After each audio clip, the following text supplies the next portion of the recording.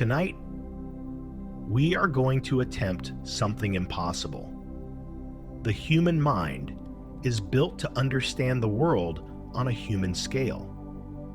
We understand meters, we understand hours, we understand the weight of a stone in our hand. But the universe does not operate on our scale. It operates on scales so small and so large that they defy comprehension. Tonight, we are going to break the boundaries of your perception. We are going to travel from the vibrating strings of energy that make up the fabric of reality, all the way to the colossal walls of galaxies that span billions of light years. It is a journey designed to give you cosmic vertigo, a feeling of dizziness, a feeling of floating. But do not worry. This vertigo is relaxing. It reminds you that your problems, your stress, your worries are infinitesimally small. They are nothing compared to the majesty of the cosmos. So, before we shrink down, let us anchor ourselves. You are in your bed. You are a human being. You are roughly 1.7 meters tall. You weigh roughly 70 kilograms. Your heart beats about 60 times a minute. This is your middle world. Feel the mattress beneath you. It feels solid. It feels continuous. But that is an illusion. Physics tells us a different story. We are going to start our journey by looking inward. We are going to zoom in on your own hand. Look at your skin. It looks smooth, but if we magnify it 10 times, we see ridges and valleys, like the surface of a planet. These are your fingerprints, unique patterns that mark your identity. We zoom in 100 times. The skin becomes a landscape of dead cells, flaking off like tectonic plates. We zoom in 10,000 times. We see the cells themselves. Your body is made of 37 trillion cells. 37 trillion. That is more than the number of stars in the Milky Way galaxy. You are not just a person. You are a galaxy of cells. Each cell is a living city. It has a wall, the membrane. It has power plants, the mitochondria, churning out energy every second. It has a library, the nucleus.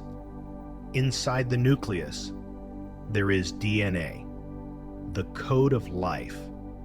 If you unraveled the DNA in just one of your cells, it would stretch for 2 meters. If you unraveled all the DNA in your body, it would stretch from the Earth to the sun and back 100 times. You carry the distance of the solar system inside you, packed into a microscopic space. It is a miracle of engineering. But we must go deeper. We zoom in on the DNA strand. We see molecules, atoms bonded together, carbon, hydrogen, oxygen, nitrogen. We zoom in on a single carbon atom. Here, the rules of reality begin to change. We are now in the realm of the angstrom, 1/10,000,000th of a meter. An atom is mostly empty space. Imagine a large football stadium. Place a small marble in the center of the field. That marble is the nucleus of the atom. The electrons are tiny gnats flying in the highest seats of the stands, everything in between. The field, the rows, the air is empty space. You look solid. The bed looks solid. But in reality, you're 99.99999% empty space. You are a ghost made of force fields. The only reason you don't fall through the mattress is because the electromagnetic fields of the electrons in your body are pushing against the fields in the bed. You are hovering on a cushion of energy. Let that sink in. You are almost entirely nothingness. We zoom in further, into the nucleus itself, the marble in the stadium. It is made of protons and neutrons. These are the heavy weights. They give matter its mass. But what are they made of? We zoom in again. Inside the proton, we find three tiny points, quarks. Up quarks and down quarks. They are vibrating. They are spinning. They are held together by the gluons, the strong nuclear force, the strongest glue in the universe. It is this force that holds you together against the chaos. But can we go deeper? Is there a bottom to the rabbit hole? We zoom in past the quarks. We are now in a realm so small that light cannot even enter it. We are at the Planck length. This is the pixel size of the universe. If an atom were the size of the entire observable universe, the Planck length would be the size of a single tree. It is the limit of physics. Down here, space is not smooth. It is foam, quantum foam. Tiny bubbles of geometry popping in and out of existence. And inside this foam, string theory tells us there are tiny vibrating loops of energy. Strings, vibrating in 11 dimensions. This is the music of reality. You are not made of matter. You are made of music. You are a symphony of vibrating strings, playing the song of existence. Listen to the silence in your room. That silence is full of this music. Every atom in the air, every fiber in the sheet is humming at a frequency too high to hear. We linger here for a moment. At the bottom of everything, the foundation. It is simple. It is elegant. It is pure. There is no complexity here, no stress, just the eternal vibration.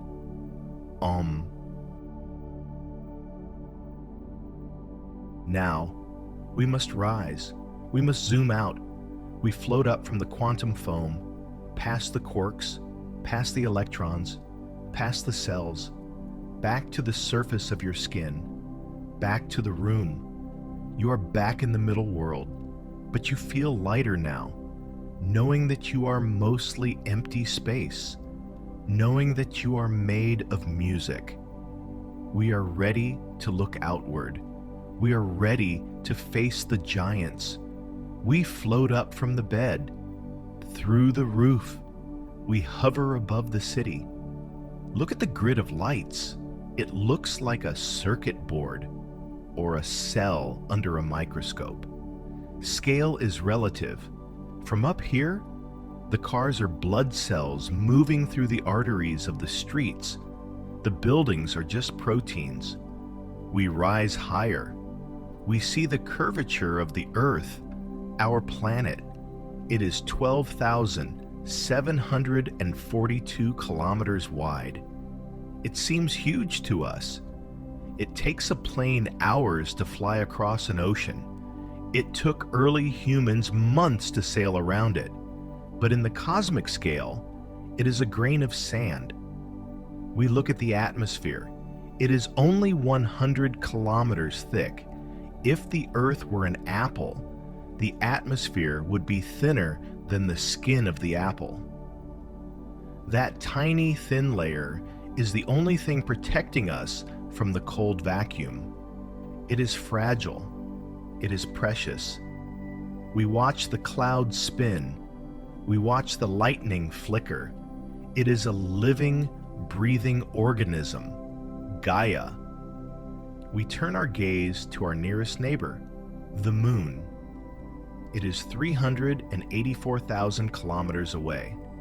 That sounds close, but you could fit all the other planets in the solar system: Mercury, Venus, Mars, Jupiter, Saturn, Uranus, Neptune, comfortably in the space between the Earth and the moon.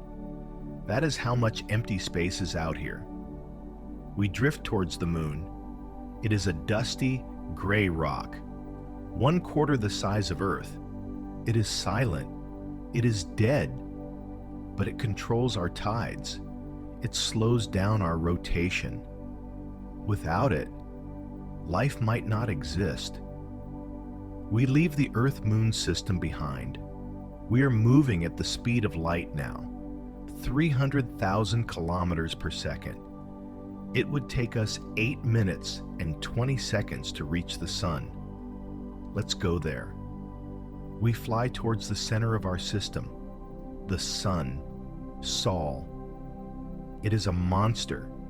It is 1.4 million kilometers wide. You could fit 1,300,000 Earths inside the sun. Imagine a large beach ball. That is the sun. Now imagine a tiny poppy seed. That is the Earth. The scale is terrifying. We hover near the surface, the photosphere. It burns at 5,500 degrees Celsius, but the core, the heart of the star, burns at 15 million degrees. It is a nuclear fusion reactor. Every second, the sun fuses 600 million tons of hydrogen into helium. Every second, it releases more energy than humanity has used in its entire history. It is a roaring beast of fire and magnetism. Giant loops of plasma, solar flares, arc off the surface. Some of these loops are large enough to swallow 10 Earths. Listen to the roar of the fusion. It is a deep bass rumble that vibrates through the fabric of space. This is the battery of our lives. Every plant you eat, every drop of oil we burn, stored sunlight. We are solar-powered beings. We pull back from the heat. We turn our back to the sun. We look out into the dark. The solar system stretches out before us. It is vast. If the sun were a grapefruit in New York City, the Earth would be a grain of salt, 15 meters away. Jupiter would be a cherry pit, 77 meters away. And Pluto would be a speck of dust, 600 meters away. Most of the solar system is just empty space. It is lonely out here. We travel past Mercury, small, baked, and cratered. We travel past Venus, wrapped in thick white clouds of acid. We travel past Earth and Mars, and then we reach the king, Jupiter. It is the vacuum cleaner of the solar system. Its gravity protects us. It catches comets and asteroids that might otherwise hit Earth. It is a gas giant, 140,000 kilometers wide. It spins so fast that a day lasts only 10 hours. Because of this spin, it bulges at the equator. It is not a sphere. It is a squashed ball. We look at the Great Red Spot, a storm that has been raging for 300 years. It is wider than 2 Earths. Winds blow at 600 kilometers per hour. Inside that storm, thunderbolts 10,000 times stronger than Earth's lightning are exploding. But here, in the vacuum, it is silent. Just a beautiful, swirling marble of violence. We move on to Saturn, the Lord of the Rings. The rings span 280,000 kilometers. That is almost the distance from Earth to the Moon, but they are incredibly thin. In some places, they are only 10 meters thick. Imagine a sheet of paper the size of a city. That is the ratio. If you built a scale model of Saturn where the planet was a meter wide, the rings would be 10,000 times thinner than a razor blade. They are made of ice, reflecting the sunlight. It is the most elegant structure in our neighborhood. We leave the giants behind. We pass Uranus and Neptune, the lonely ice giants, drifting in the twilight. The sun is just a bright star now. It provides almost no heat. We are 6 billion kilometers from home. It took the Voyager spacecraft 40 years to get here. We are at the edge, the Kuiper Belt, a ring of frozen rocks. Pluto lives here, along with thousands of other dwarf planets. Eris, Haumea, Makemake, names of gods from distant cultures, guarding the frontier. They are cold, minus 230 degrees Celsius. Nitrogen freezes into snow here. It is a silent, frozen graveyard of the solar system's formation. We leave the Kuiper Belt. We leave the dwarf planets. We are now entering the Oort cloud. This is a shell of icy debris surrounding our solar system. It stretches out for a light year. Trillions of frozen comets sleeping in the dark. Once we pass this, we are truly outside. We are in interstellar space, the space between stars. It is not empty. It is filled with thin gas, dust, and cosmic rays, but it feels empty.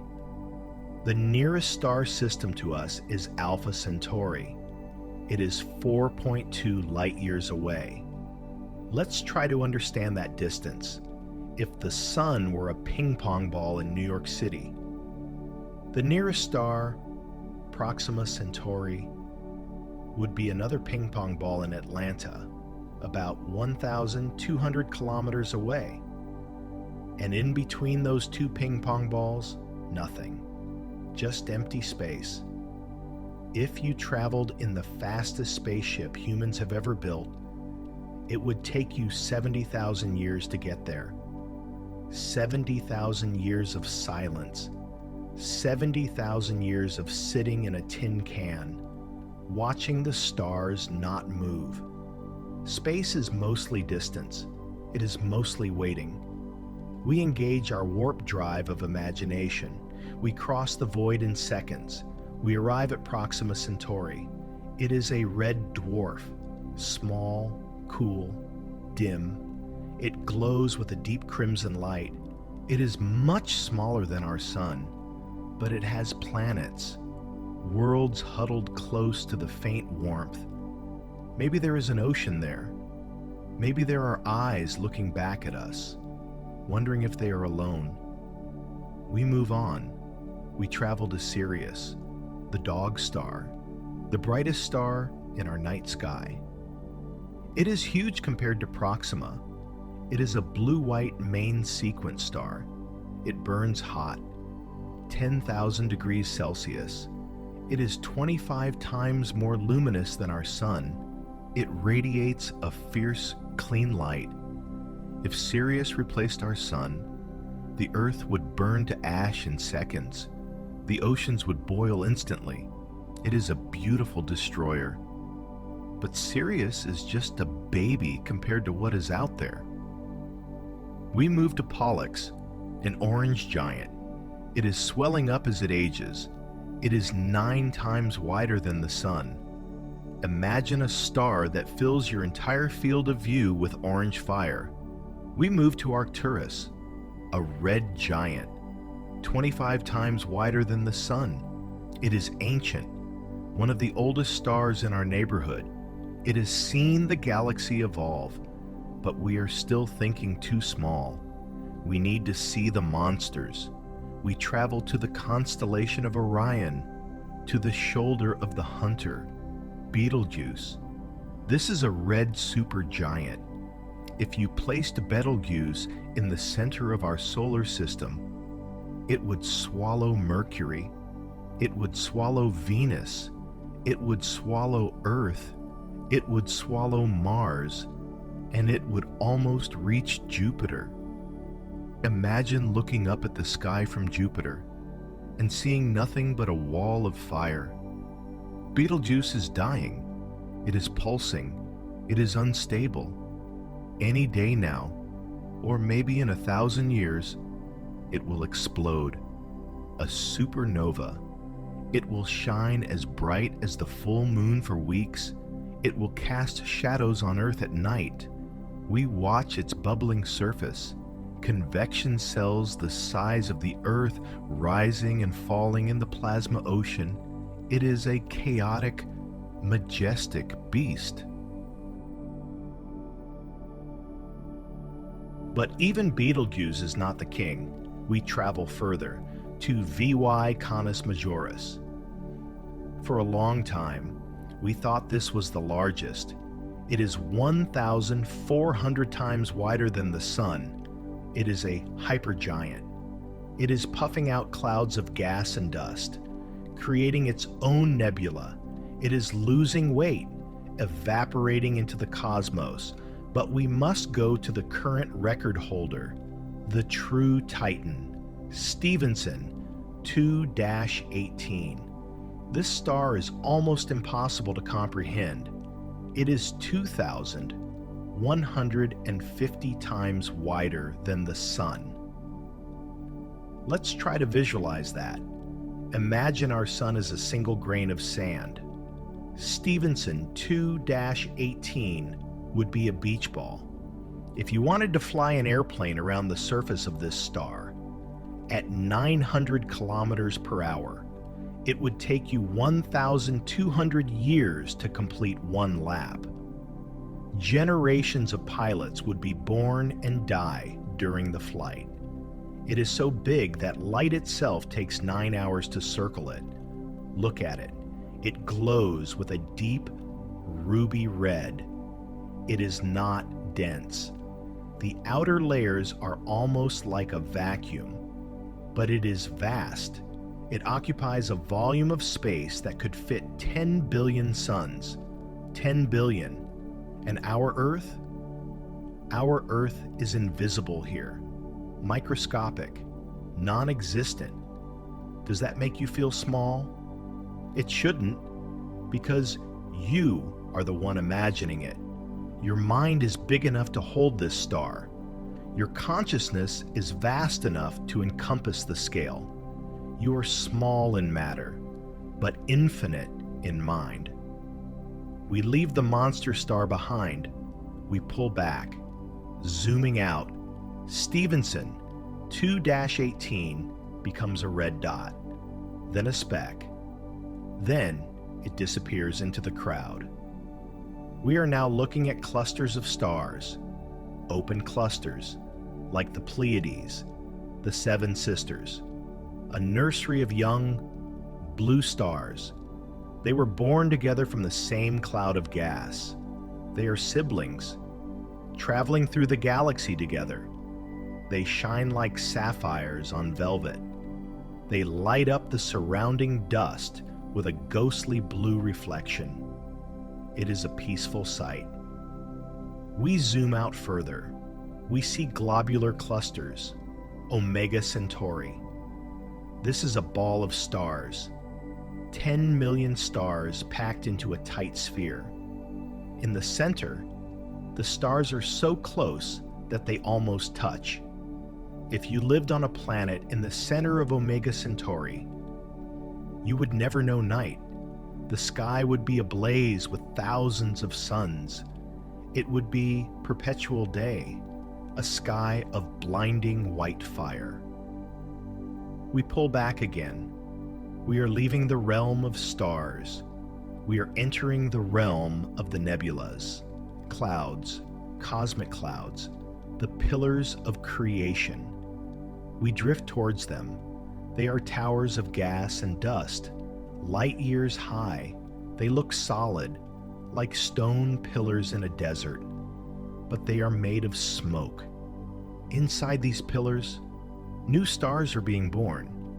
Gravity is knotting the dust together, hidden in the dark. New solar systems are waking up. We see the Orion Nebula, a cavern of glowing gas, reds, pinks, and violets. It is lit up by the massive young stars in its center. It looks like a flower blooming in the dark. It is beautiful. It is silent. It is slow. The movements here take thousands of years. A shock wave in the gas moves slower than a glacier. To us, it looks frozen, a painting of creation.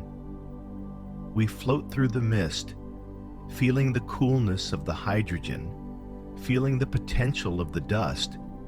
We are witnessing the recycling of the universe. Dead stars explode and create dust. Dust gathers and creates new stars. It is a circle, unbroken, eternal, just like your breath, in and out, creation and destruction, waking and sleeping. You are part of this cycle. You are made of this dust. The atoms in your hand were once floating in a nebula like this. You are stardust that has woken up. And now, the stardust is tired. It wants to rest. We pull back again. The nebulas shrink. The star clusters shrink. We are going to see the structure of our home, the Milky Way galaxy. We rise above the galactic plane. We look down. It is a spiral, a pinwheel of light spinning in the dark. It is 100,000 light years across. It contains 400 billion stars, 400 billion suns, each with its own planets, its own moons, its own stories, maybe its own life. Look at the spiral arms, Orion, Perseus, Sagittarius. They are rivers of stars flowing around the center, and in the center, a blinding white core, hiding the supermassive black hole, Sagittarius A star, the anchor of our galaxy. We are rotating around it right now. Even in your bed, you are moving. The Earth orbits the Sun. The Sun orbits the galactic center. You are traveling at 800,000 kilometers per hour around the galaxy. But you don't feel it. It is a smooth ride. Gravity holds you tight. The universe is a spaceship, and you are the passenger. You don't need to steer. You don't need to worry about the course. The pilot is gravity, and it knows the way. Just relax in your seat. Watch the stars go by. We watch the galaxy turn. One rotation takes 250 million years, a cosmic year. The last time Earth was in this position, dinosaurs were just beginning to evolve. The next time we are here, who knows what will be? Time is long, life is short, but the dance goes on. We drift away from the Milky Way.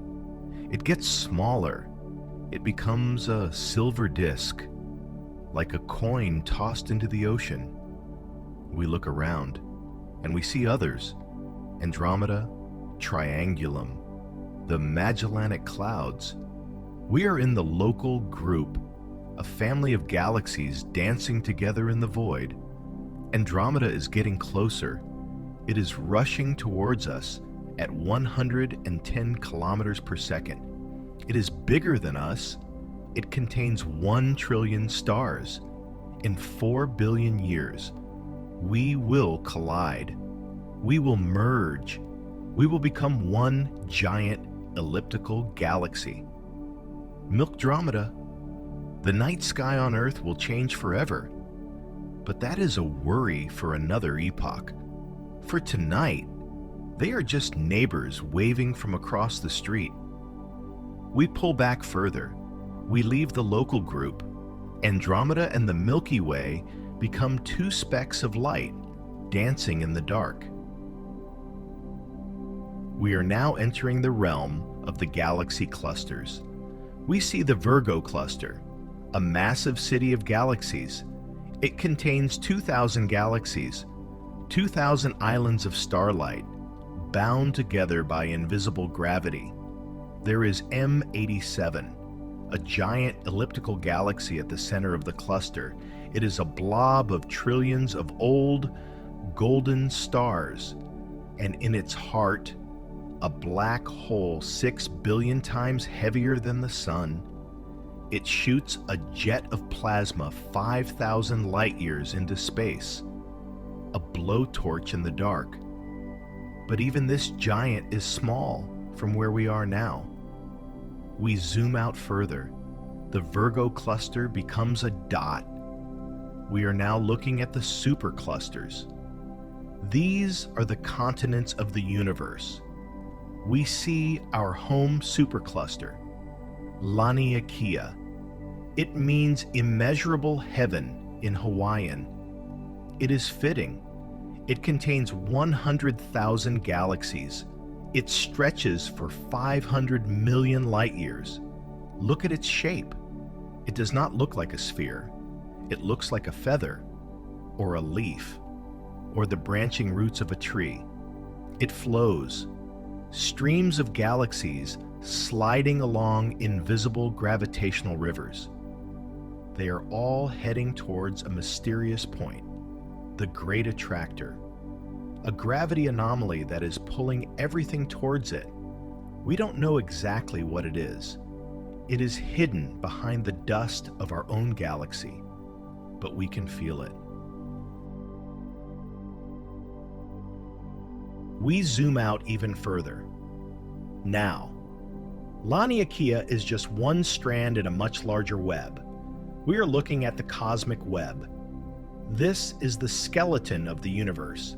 It looks like a sponge, or the neurons in a giant brain, filaments of light connecting knots of galaxies, and between the filaments, the voids, giant bubbles of emptiness, places where there is almost nothing. We fly into one of them, the Bota's Void, the Great Nothing. It is a sphere of empty space, 330 million light-years across. If you were in the center of it, you would see no stars, no galaxies, just absolute crushing blackness. It is the quietest place in existence, a cathedral of silence. We drift in the center of the void, feeling the vastness. It is not scary. It is spacious. It is room to breathe. Your mind is like this void. It has space for silence. Push the thoughts to the edges. Push the worries to the filaments. Let the center be empty, clean, dark. We pull back one last time. We are now looking at the observable universe, a sphere of reality. It is 93 billion light-years across. It contains 2 trillion galaxies, more stars than there are grains of sand on every beach on Earth. Think about that number. Pick up a handful of sand, count the grains, then imagine all the beaches in the world, the Sahara Desert, the ocean floors. The stars outnumber them all, and around every star, there could be planets. Around every planet, moons. The possibilities are infinite, but here is the catch. We are looking back in time. The light from the edge of this sphere took 13.8 billion years to reach us.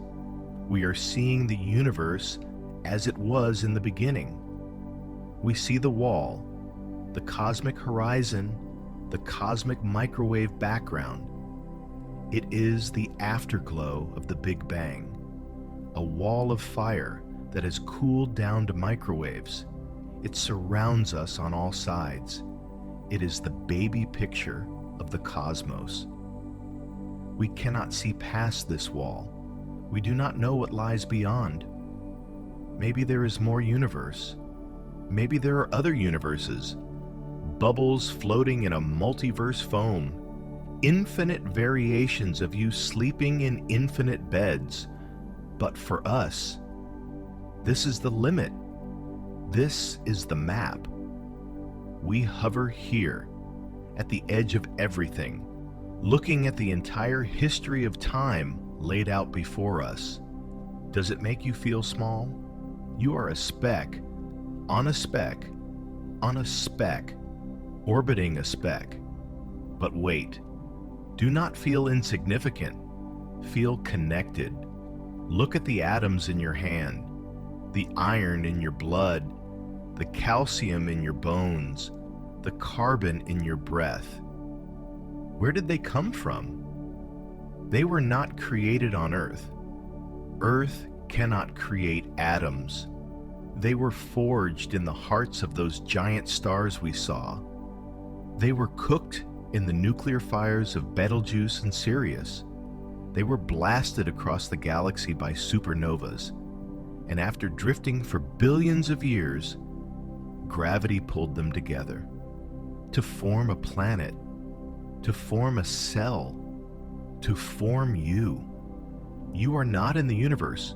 You are of the universe. You are the universe experiencing itself. You are stardust that has woken up, stardust that can think, stardust that can dream, stardust that needs to sleep. And now, the stardust is tired. The journey has been long. We have traveled from the microscopic strings of energy to the colossal walls of galaxies.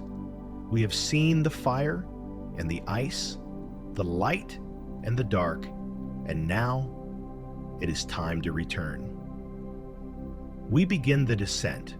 We zoom back in, past the cosmic horizon, past the superclusters. Laniakea welcomes us back. We find the Virgo cluster. We find the local group. We find the Milky Way, a familiar spiral in the dark. We dive into the Orion Arm.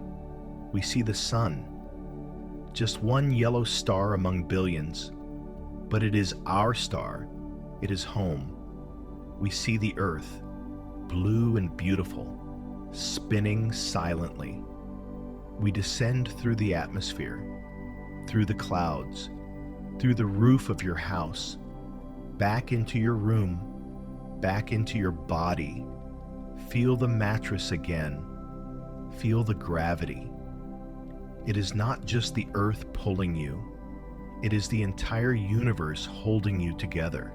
The strong nuclear force holding your atoms. The gravity holding you to the bed.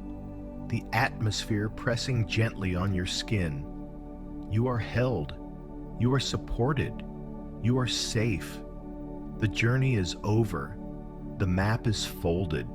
The lights are out. Your mind is vast, but your body is ready to rest. Let the scale of what you saw comfort you. Your problems are small. They are microscopic. They dissolve in the cosmic ocean. There is only peace. There is only drift. There is only sleep. Drift, float, sink, sleep, traveler, sleep. Good night, stardust. Good night.